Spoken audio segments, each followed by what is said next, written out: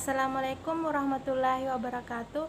Perkenalkan, kami dari kelompok 3 yang beranggota Ambo Asa, Dewi Puspitasari, Mulyani, Humaira, Sri Rahayu, Suci Pratiwi, Nurfadil Laer, dan saya sendiri Ratna Sarif. Tugas yang kami paparkan yaitu tentang menjawab soal-soal dari kelompok 1, 2, dan 4 yang menyangkut tentang topik 1. Lingkungan pemasaran dengan mata kuliah pemasaran farmasi, dan nama pembimbing yaitu Ibu Wahyuni Laode Espara MKes. Pertanyaan kelompok 1 yaitu bagaimana Anda menjelaskan informasi suatu barang obat kimiawi di suatu lingkungan yang ketat penggunaan obat tradisional agar mereka lebih memilih menggunakan obat tersebut daripada obat tradisional?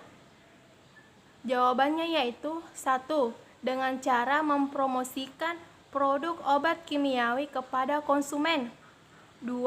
Mencari tentang besarnya minat konsumen pada produk yang kita jual. 3.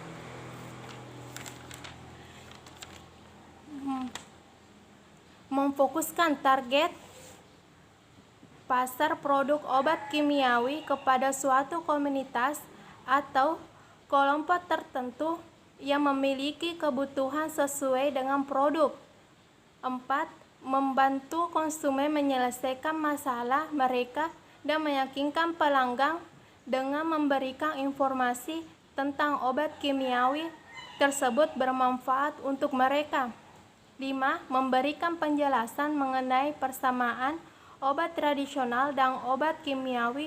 Dengan kata lain, mencari persamaan bahan dan kandungan obat antara obat kimia dan obat tradisional. Pertanyaan dari kelompok 2 yaitu bagaimana perusahaan dapat mengembangkan proses untuk mengikuti masa terkini yang mengidentifikasi lingkungan, tren makro yang mempengaruhi kemampuan manajemen pemasaran tersebut, merancang, memodifikasi, menyesuaikan strategis pemasaran dan bauran pemasaran dengan setiap perubahan yang terjadi. Jawabannya yaitu dengan mengembangkan proses untuk mengikuti masa kekinian yang mengidentifikasi lingkungan tren dengan setiap perubahan yang terjadi, maka kita dapat melakukan dengan cara mengikuti perkembangan pasar dan menjadikan bisnis Anda sebagai solusi untuk konsumen, memberikan harga yang berkualitas dengan harga yang lebih murah dari kompetitor, memperluas jaringan bisnis, dan misalnya menyiapkan, merancang, membuat strategis untuk menghadapi perubahan yang sering terjadi. Pertanyaan kelompok 4 yaitu apa pengaruh lingkungan internal maupun eksternal seperti misalnya pesaing dalam masyarakat? Jawabannya yaitu krisis pemasaran dapat memberikan nilai dan memberikan kepuasan kepada pelanggan. Perusahaan memerlukan informasi dari suatu segi, baik dalam maupun di luar pemasaran. Produk dan program pemasaran yang baik dimulai dengan mencoba mengikuti kebutuhan dan keinginan konsumen. Selain itu, perubahan memerlukan banyak informasi tentang pesaing, perantara, dan pemain serta kekuatan dari pasar pemasaran yang memandang informasi bukan hanya sebagai masukan untuk membuat keputusan yang lebih baik, tetapi sebagai aset strategis dan alat pemasaran. Sekian dari presentasi saya. Mohon dimaafkan apabila ada salah kata. Assalamualaikum warahmatullahi wabarakatuh. Bismillahirrahmanirrahim. Assalamualaikum warahmatullahi wabarakatuh. Perkenalkan, saya perwakilan dari kelompok 3 yang beranggotakan 8 orang, yaitu Ambo Asa, Dewi Puspitasari, Nurfadila R, Mulyani, Ratnasari, Sri Rahayu, Suci Pratiwi, dan saya sendiri, Humaira. Baiklah, di sini saya akan memaparkan hasil diskusi kami mengenai soal latihan pada materi lingkungan pemasaran sistem informatika dan riset pemasaran dengan mata kuliah pemasaran farmasi oleh dosen pembimbing yaitu Ibu Wahyuni Laude Esparam MKas. Baiklah, langsung saja pada soal pertama yaitu lingkungan pemasaran disebut juga sebagai lingkungan aktif. Diskusikan menurut pendapat Anda tentang lingkungan aktif tersebut. Ya, baik, menurut pendapat kami, lingkungan aktif atau pemasaran adalah perpaduan aktivitas yang saling berhubungan untuk mengetahui kebutuhan konsumen melalui penciptaan, penawaran, dan pertukaran produk baik jasa maupun barang yang mempunyai nilai serta bisa mengembangkan promosi, distribusi, pelayanan, sampai kebutuhan konsumen terpenuhi dengan baik pada keuntungan tertentu. Lingkungan dan pemasaran adalah dua hal yang sangat berkaitan. Keduanya terintegrasi melalui tujuan yang ditetapkan oleh suatu industri maupun kelompok.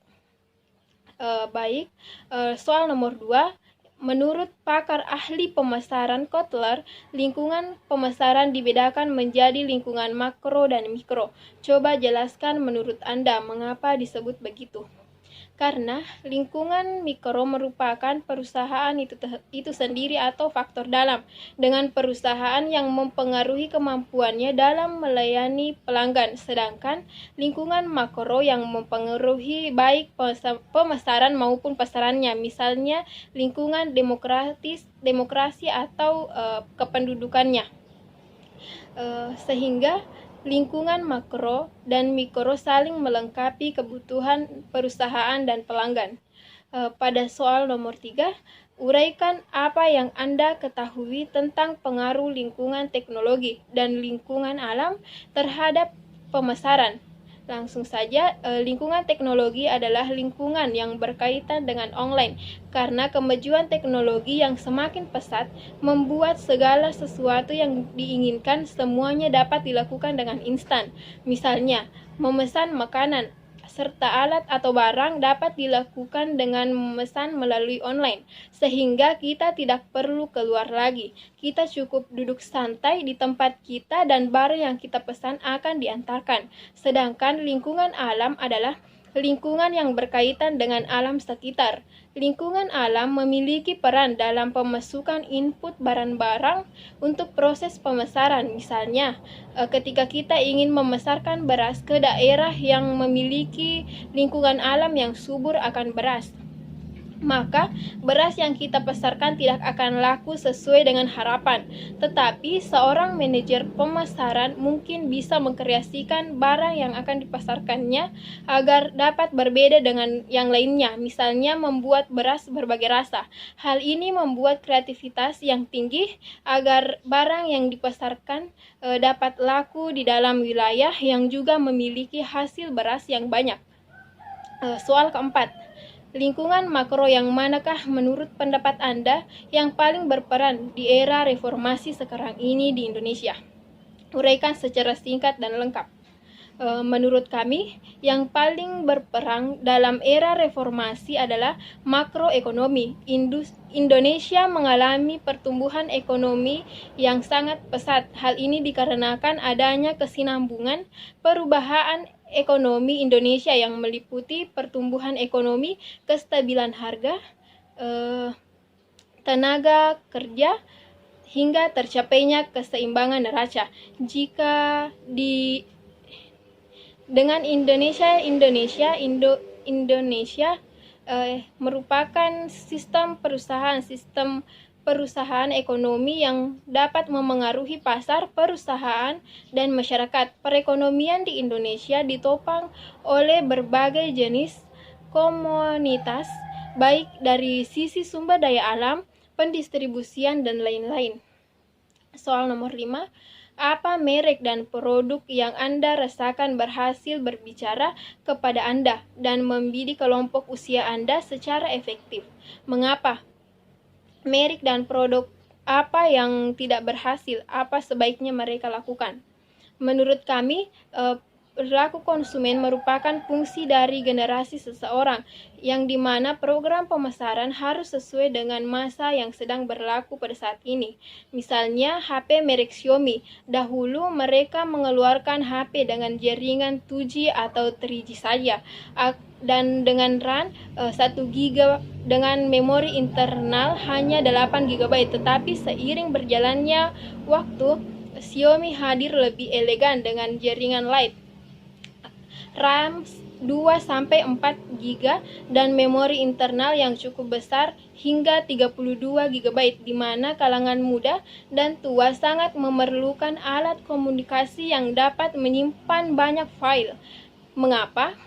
Karena seperti yang saya tadi katakan bahwa merek Xiaomi tersebut sangat mendukung kebutuhan saat ini dengan kecepatan internet yang besar, mendukung untuk kita lebih mudah mendapat informasi dan mempermudah pekerjaan kita dengan desain yang bagus dan modern. Sedangkan merek yang pernah gagal dalam mengembangkan produk adalah Clairol, salah satu anak perusahaan dari Procter & Gamble pada tahun 1979.